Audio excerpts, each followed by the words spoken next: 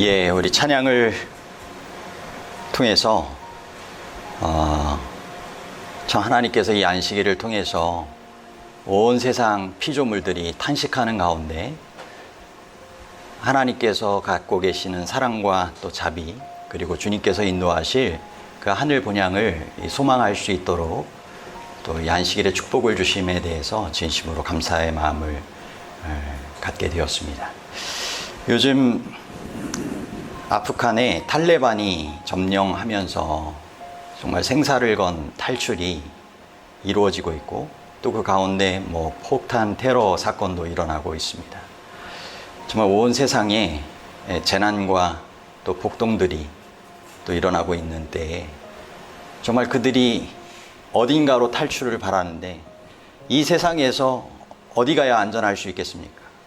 정말 하나님께서 인도하시는 그 하늘나라를 더 소망 중에 소개받고 그곳으로 인도함 받는 복된 인생이 되도록 오늘도 그들을 위해서 또 기도하여 주시고, 또 오늘 우리의 삶을 통하여 또 함께 주님께서 바라시는 그런 변화의 삶이 있다면 그것을 깨닫고 노력할 수 있는 귀한 시간이 되기를 바랍니다.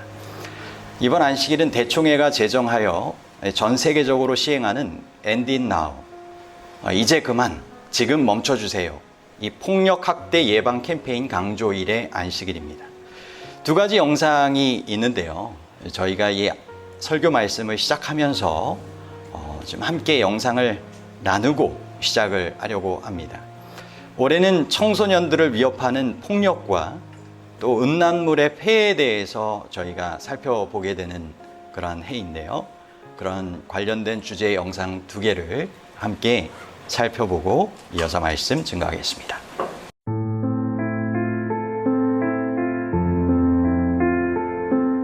매년 8월 넷째 안식일은 대총회에서 정한 End It Now, 폭력 학대 예방 및 근절 강조일입니다. 이 영상은 어린아이를 기뻐하신 예수님의 마음으로 우리 가정과 교회와 지구촌의 어린이들을 바라보고 사랑하고자 준비하였습니다.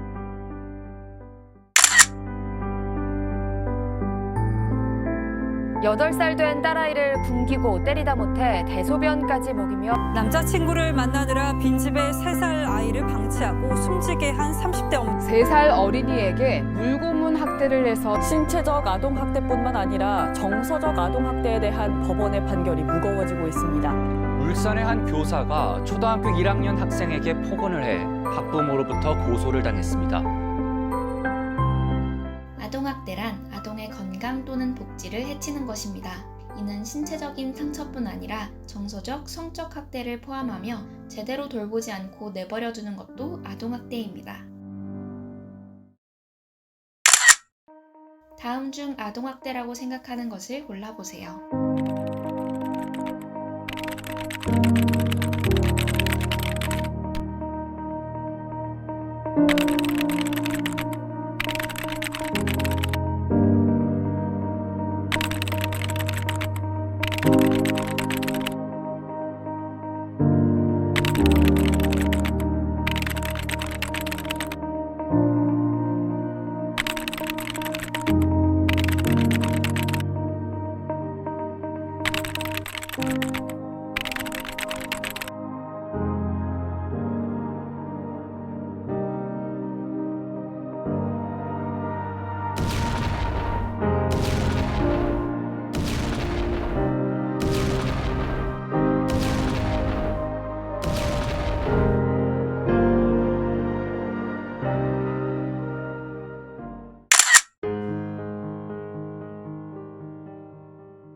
부모들은 왜 아이에게 화를 낼까요?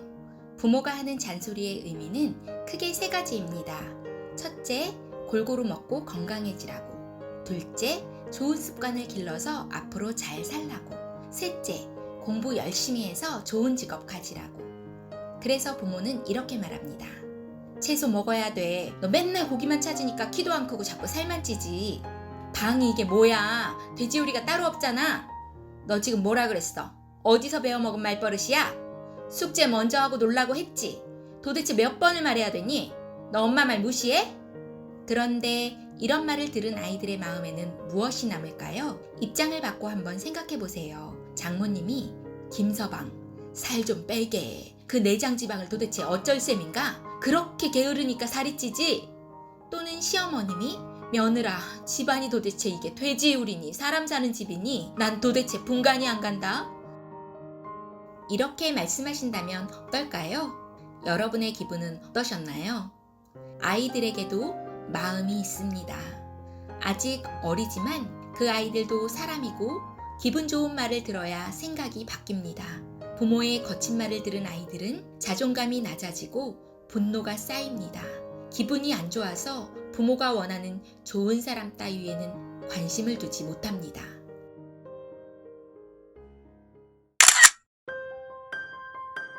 아이는 꺾어야 할 대상이 아닙니다. 야단치고 나무란다고 아이가 바뀌지 않습니다. 아이는 도와주고 격려해 주어야 성장합니다. 아이는 내 소유가 아닙니다. 하나님께서 주신 선물입니다. 한 번 말했는데 듣지 않는다면 여러 번 반복해서 이야기해 주세요. 예수님께서 우리를 기다려 주시는 것처럼 잘할 거라고 믿고 기다려 주세요. 아이가 이해할 수 있도록 쉬운 말로 설명해 주세요. 어른들도 다이어트가 건강에 좋다는 것을 들었다고 모든 습관이 한꺼번에 바뀌지 않는 것처럼 아이들에게도 익히고 연습하는 시간이 필요합니다. 놀이가 끝나면 방을 치워야 한다고 했지? 지금 얼른 치우자. 숙제 먼저 하고 놀아야 되는데 자꾸 놀고 싶니? 그래도 이건 꼭 해야 하는 일이야. 얼른 집중해서 마치고 놀자. 어색하더라도 새로운 말투를 연습해 주세요. 부모들이여, 그대의 아이들을 교육시킴에 있어서 하나님께서 천연계 가운데 주신 교훈들을 연구하라. 그대가 페랭이나 장미나 백합을 기르고자 할 때에 어떻게 하는가? 어떤 과정으로 그것이 모든 가지와 잎사귀를 매우 아름답게 번성하게 하고 균형 잡히고 사랑스럽게 발전하게 하는지 정원사에게 물어보라. 그는 이것을 거칠게 취급하거나 난폭한 노력으로 된 것이 아니라고 말할 것이다. 왜냐하면 그렇게 하는 것은 연한 줄기들을 부러뜨릴 것이기 때문이다. 그 일은 작은 주의들을 자주 반복함을 통해서 이루어졌다. 그는 땅의 습기를 유지하고 자라나는 식물들을 심한 바람과 장렬하는 태양에서 보호하였으며 하나님께서는 그것들이 사랑스럽게 자라 꽃이 피게 하셨다. 그대들의 아이들을 다루는 일에 있어서 정원사의 방법을 따르라. 부드럽게 손질하고 사랑으로 다스려 그들의 품성을 그리스도의 품성의 본을 따라 형성시키도록 노력하라. 부모가 언제까지 자녀에게 영향을 끼칠 수 있을까요? 생각보다 얼마 남지 않았습니다. 아이는 곧 부모의 말보다 자신이 선택한 대로 행동하고 생각하게 될 것입니다. 할 수 있을 때 부드럽게 손질하고 사랑으로 말하여 그리스도의 품성을 가진 자녀로 키워주세요. 그 아이 주변에 좋은 사람들이 많아지고 그 아이의 인생이 행복해질 것입니다.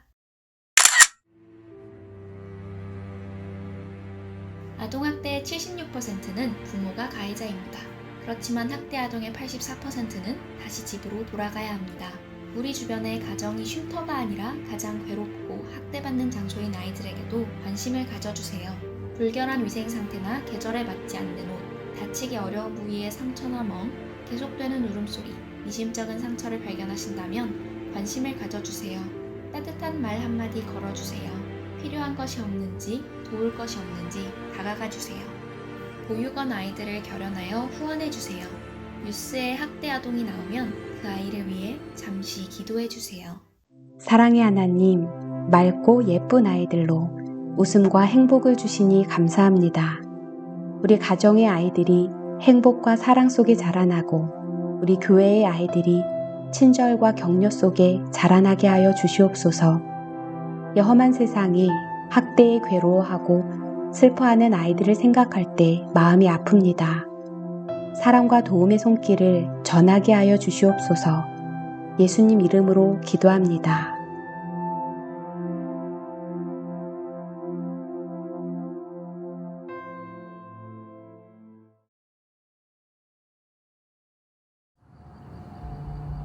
I told myself that it wasn't all that bad. Boy, was I wrong. There I am, everybody's best friend, beautiful wife, 3 kids. From the outside, it looked good, except for the secret part that nobody knew about. One that carried, in my mind, no risk. pornography hooked me deep. I knew I would be back. Whatever risk I would have to take, whatever price I would have to pay, I would be back.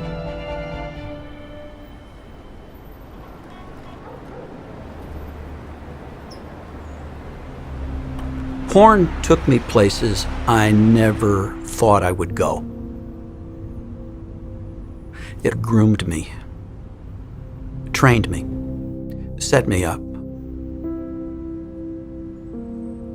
So I'm just driving along and I see this girl. I pull over to offer her a ride and she propositioned me. And suddenly I'm picking up my first prostitute on my way to a Christmas Eve service. I'd been hiding my porn use for a long time and thought I could hide it forever. And then one night, my wife caught me.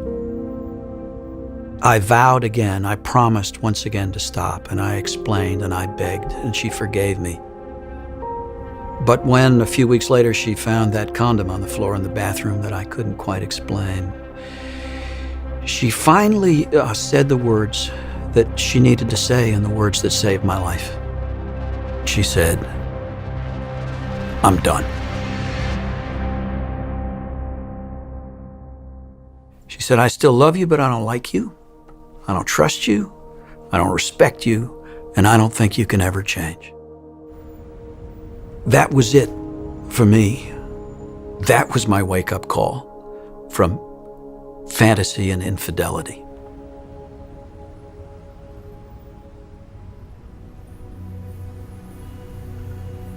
It hurt to hear my wife say she didn't like me anymore. It was as though there was a part of me that died. I'd reached the point where I actually believed that I had become an unlovable person. It was that moment that I finally became willing to do something I'd never been willing to do before. Come clean. And not just with her, but with somebody else, and with God. I had to surrender to a Christian recovery program.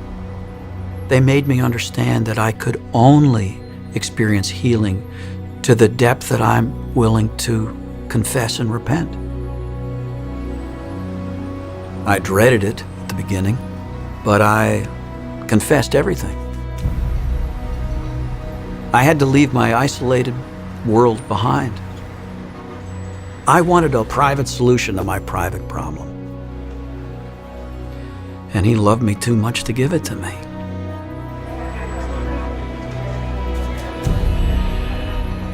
The intimacy I was always looking for, I couldn't find until I was willing to bring my real self into the relationship with God. My wife and I are closer than we've ever been. She didn't tell me until just a few years ago that every night after I fell asleep, she would put her hand on my chest and pray for me, that God would make me into the man that I was supposed to be. I know God heard those prayers. If you will just bring your real self and walk openly with other people, you can experience true intimacy with God and others.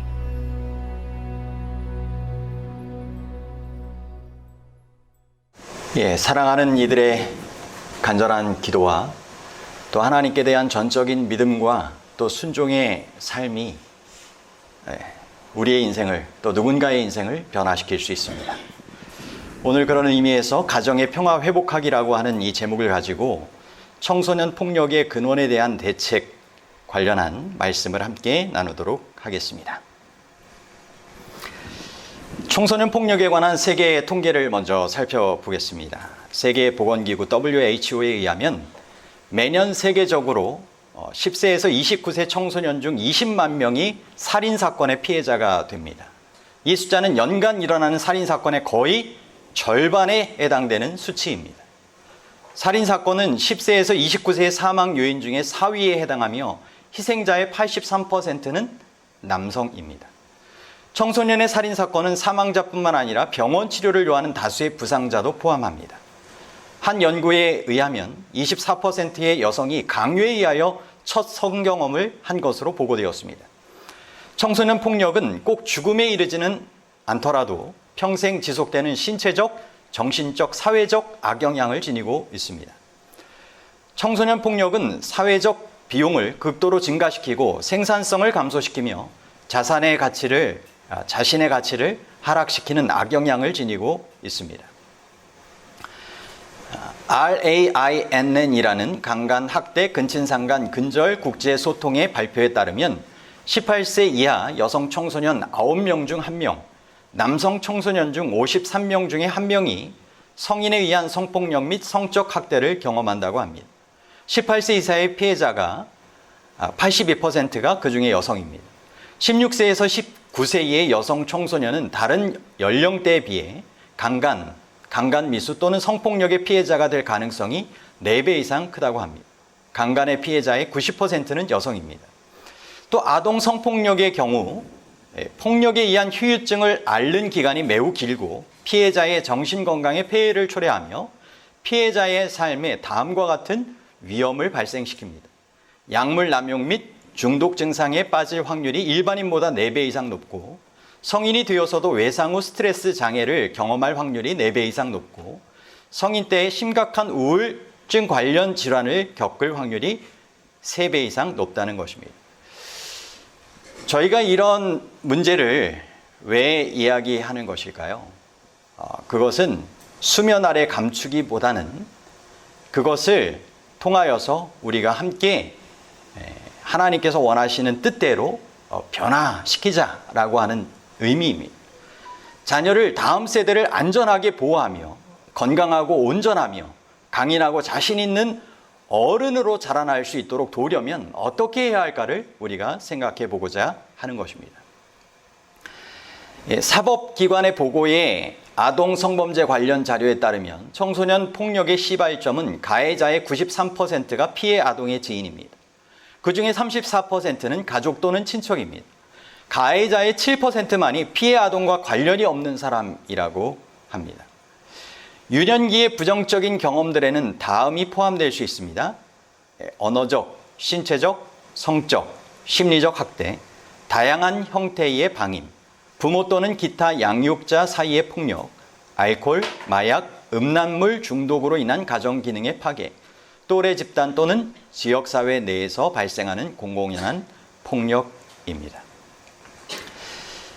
그럼 우리가 성경적인 자라남의 귀한 또 모본이 어떻게 될 수 있는지 예수님의 경우를 통하여 살펴보겠습니다. 누가복음 2장 52절에 보면 잘 아시는 말씀이죠. 예수는 그 지혜와 그 키가 자라가며 하나님과 사람에게 더 사랑스러워 가시더라. 아멘. 예수님은 자라며 지혜 부분에 있어서 보면 심리적 영적인 성장을 경험하셨고요. 키를 통해 보면 신체적 건강과 힘의 증진을 경험하셨습니다. 또 하나님과 사람에게 사랑스러운 존재가 되셨다는 것은 이 바른 품성과 매력적인 개성을 함양하셨다는 것입니다. 엘렌 지 화이트는 이 예수님의 유년기의 3가지 특징에 대하여 다음과 같이 기록했습니다. 시대의 소망 68쪽입니다. 그는 정신이 민활하고 통찰력이 있었으며 나이에 비하여 생각이 깊고 지혜가 있었다. 그러면서도 그의 품성에는 균형 잡힌 아름다움이 있었다. 그의 마음과 육체는 아이의 성장 법칙에 따라 점점 발육하였다. 참 이와 같은 모습이 우리의 사랑하는 자녀들에게도 또 교회의 아이들에게도 일어나면 정말 좋겠죠?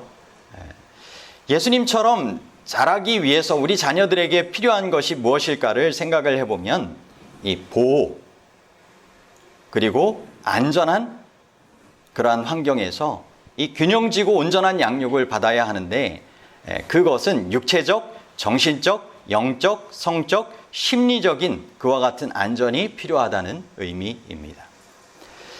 이러한 아름다운 모습들이 그리스도인 가정에서부터 실천되어져야 하고 그것을 통하여 아름다운 가마로 나눠져야 할 것입니다. 이런 가정은 자녀에게 안전한 장소가 될 수 없습니다. 부모가 서로 싸우고 심지어 폭력을 행사하는 모습을 보이는 경우, 가족이나 또는 신뢰할 만한 지인에 의하여 성적 학대나 폭력을 당한 경우, 부모의 비난과 가혹한 말을 두려워하며 살고 있는 경우, 실수와 실패가 용납되지 않고 그것들이 수치와 통제의 수단으로 사용되는 경우, 자녀가 마음 놓고 자신의 감정과 두려움과 걱정을 표현할 수 없는 경우, 질문에 잘 답해주지 않으므로 영적인 주제에 관하여 침묵하도록 하는 경우, 아버지나 친척 중에 성인 남성이 예수님처럼 여성을 섬기고 보호하지 않고 부당하게 이용하기 위해 권력을 행사하는 모습을 목격하는 경우.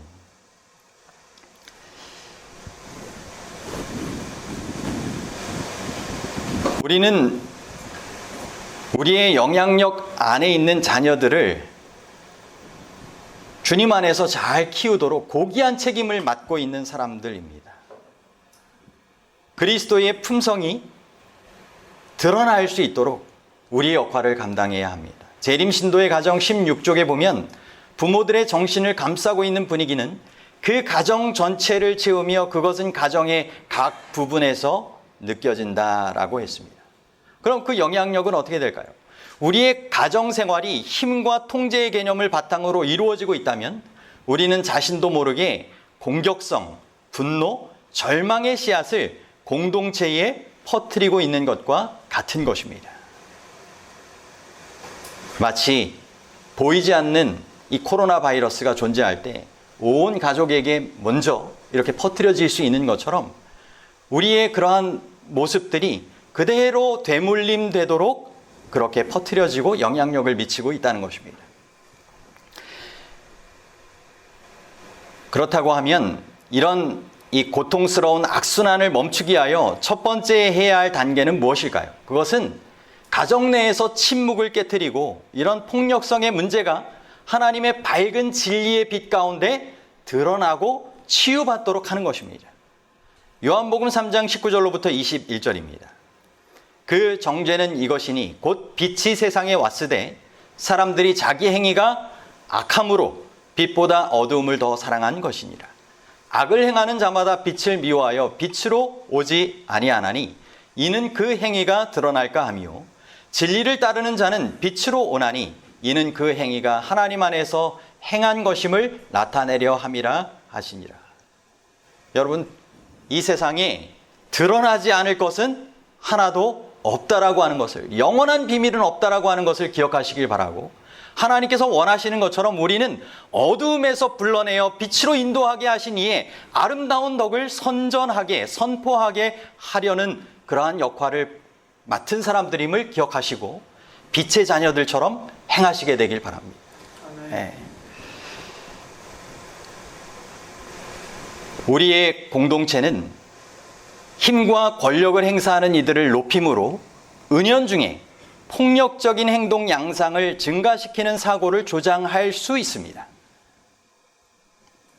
힘이 좋은 것일 수 있지만 통제되지 않는 힘은 쉽사리 부패하기 마련입니다. 요즘 권력의 맛을 들여가지고 권력으로 인하여 정권상의 문제를 일으키는 나라의 두 대통령들이 나오더라고요. 그것은 필리핀과 이 브라질이었습니다. 여러분, 통제되지 않는 그러한 힘, 그것보다는 주님께서 바라시는 것처럼 성령의 열매를 통하여 우리가 아름다운 절제의 모습까지 분명히 나타나야 할 것입니다.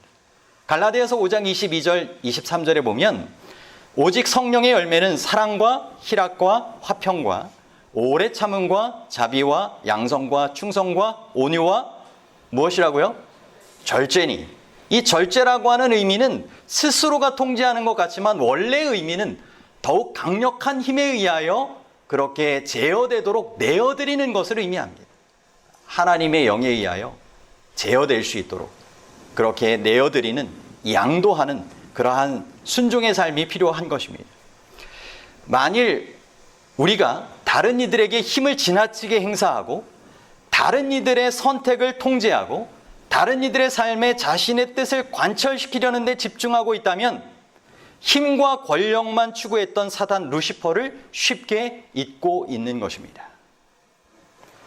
여러분, 사단은 더 많이 소유하기를 원합니다. 더 많이 빼앗아 소유하고 더 많이 통제하기를 원합니다. 하지만 그리스도는 받기보다는 주기를 원하십니다. 예수님과 하늘아버지는 사랑의 속성 안에 하나이십니다. 그러므로 사랑과 진리가 아닌 다른 모든 방법들은 하나님이 아니라 마귀에게서 온 것이라는 것입니다.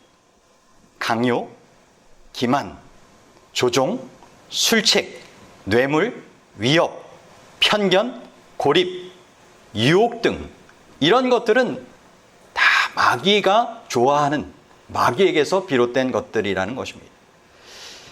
여러분, 이 세상이 얼마나 마귀에게 점점 장악되어져 가는 사람들로 채워져 가고 있는지 정말 좀 무시무시하지 않으십니까? 이 탈레반의 그 근본을 보니까 신학생들을 통해서 비롯된 그런 종교적인 이념이 바탕이 됐더라고요. 그리고 그것보다 더 강화하고 악화된 그런 집단이 IS입니다.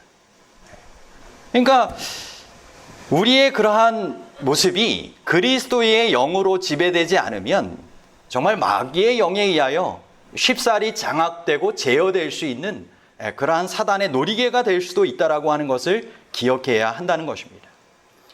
요한일서 2장 10절로부터 11절에 보면 그의 형제를 사랑하는 자는 빛 가운데 거하여 자기 속에 꺼리낌이 없으나 그의 형제를 미워하는 자는 어두움에 있고 또 어두움에 행하며 갈 곳을 알지 못하나니 이는 그 어두움이 그의 눈을 멀게 하였음이라 라고 이야기를 하고 있습니다.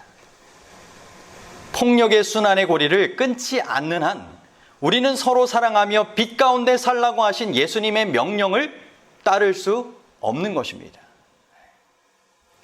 그리고 눈멀어 그릇된 사망의 길로 함께 갈 수밖에 없는 것입니다.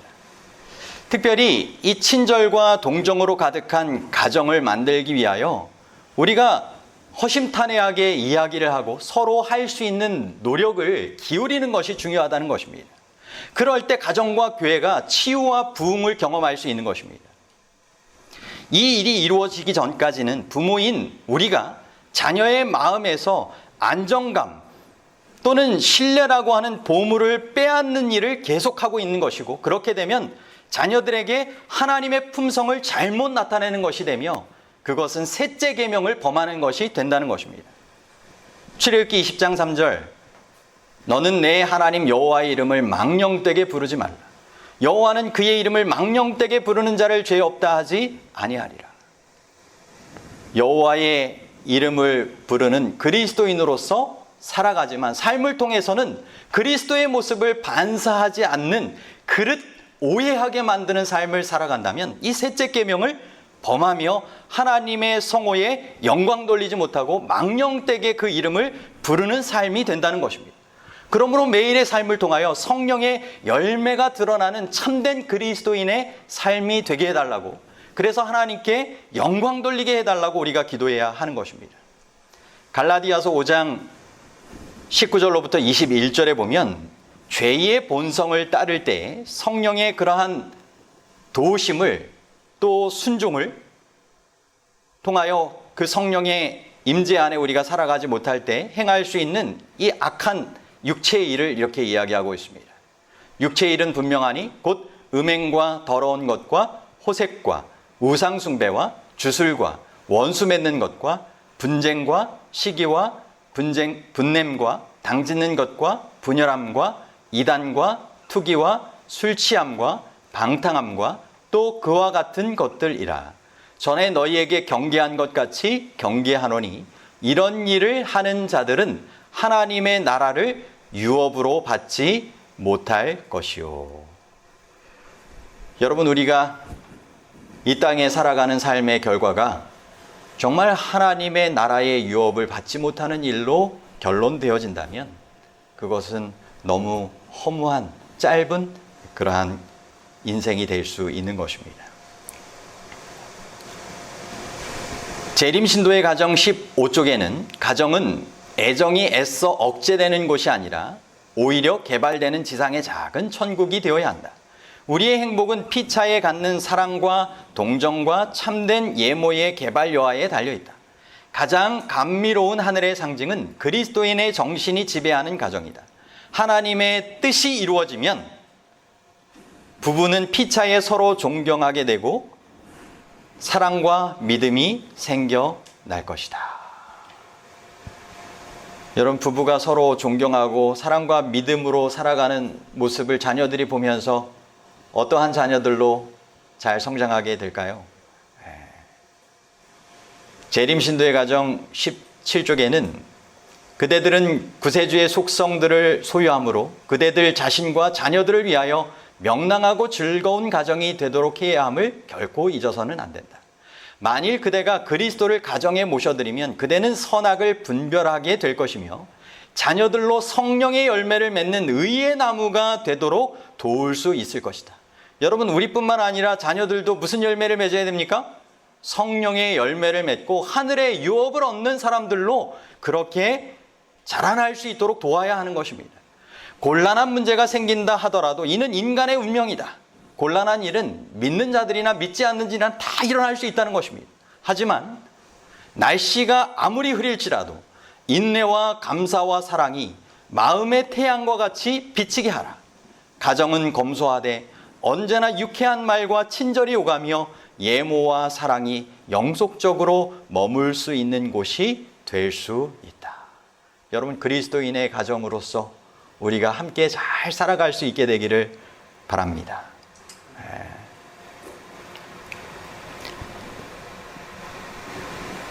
재림신도의 가정 118쪽에는 남편이나 아내나 상대방을 독단적으로 지배하려 해서는 결코 안 된다.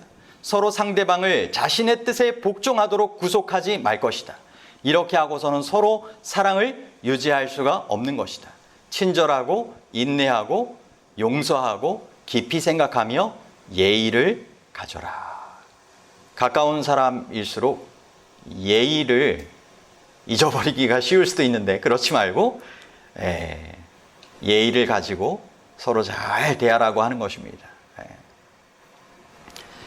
이제 결론의 말씀을 함께 나누도록 하겠습니다. 성경은 폭력에 대하여 침묵이 아닌 진리를 말함으로 사랑을 나타내고 주님 안에서 치유받도록 함께 협력하라고 권면하고 있습니다. 이사야 5장 20절에는 악을 선하다 하며 선을 악하다 하며 흑암으로 광명을 삼으며 광명으로 흑암을 삼으며 쓴 것으로 단 것을 삼으며 단 것으로 쓴 것을 삼는 자들은 화 있을진저라고 하였습니다. 에베소서 5장 11절에서 13절은 다음과 같이 분명하게 권면하고 있습니다. 너희는 열매 없는 어둠의 일에 참여하지 말고 도리어 책망하라. 그들이 은밀히 행하는 것들은 말하기도 부끄러운 것들이라. 그러나 책망을 받는 모든 것은 빛으로 말미암아 드러나나니 드러나는 것마다 빛이니라. 이 어두움의 일에 참여하지 말고 어두움의 일은 드러내고 은밀한 것들이 밝히 드러나도록 비추라는 것이고 죄가 빛에 드러나도록 하라고 권면하고 있는 것입니다. 그렇습니다. 하나님께서는 사랑하는 이들의 죄와 악에 대하여 목소리를 내라고 말씀하고 계십니다. 크게 외치라. 목소리를 아끼지 말라.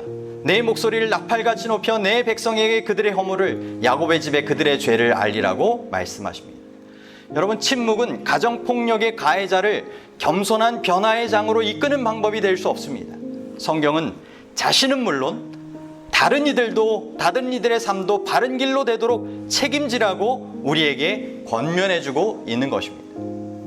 여러분, 침묵은 성경적인 용서 과정의 일부가 될 수 없습니다. 성경은 작은 자를 실족해 한 자를 꾸짖으라고 권면하고 있습니다. 침묵은 변화를 초래할 수 없습니다.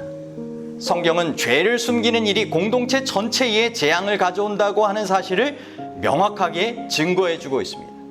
여호수아 7장에서 9장에서 보면 아간의 범죄 사건을 통하여 또 기브온 민족들이 여호수아를 속이는 사건을 통하여 죄를 숨기는 것이 아니라 그렇게 드러내고 변화시켜야 된다라고 하는 것을 이야기하고 있는 것입니다. 여러분, 침묵은 치유와 회복을 가져오지 못합니다. 침묵함으로 양들을 구원할 수 없는 것입니다. 우리가 하나님의 도우심을 힘입어 힘을 합쳐서 침묵을 깨트리고 이렇게 용감하게 외치게 되기를 바랍니다. 이제 그만. Ending now. 여러분, 함께 우리는 침묵을 깨트릴 수 있습니다. 함께 우리는 폭력의 악순환을 이제 그만 멈추게 할 수 있는 것입니다. 이런 일이 우리의 가정에서 일어나게 되길 바라고, 또한 우리의 기도를 통하여 또 우리의 도움을 통하여 다른 이들에게도 그와 같은 하나님께서 원하시는 일들이 잘 일어날 수 있도록 우리의 맡은 역할을 감당할 수 있는 우리 모든 분들이 되시기를 간절히 바랍니다. 세계의 여러 뉴스들을 대할 때마다 정말 우리의 기도가 더욱 절실히 필요되는 이들이 점점점 많아지고 있다라고 하는 것을 우리가 기억하게 되어야 할 것입니다.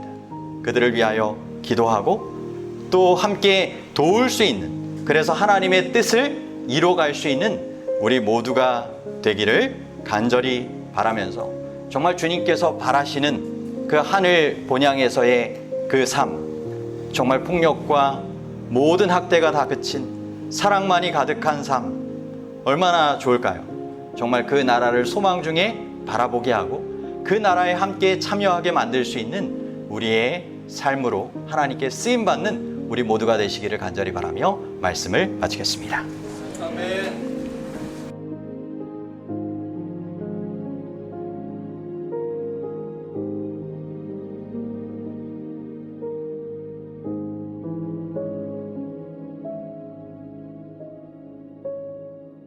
you.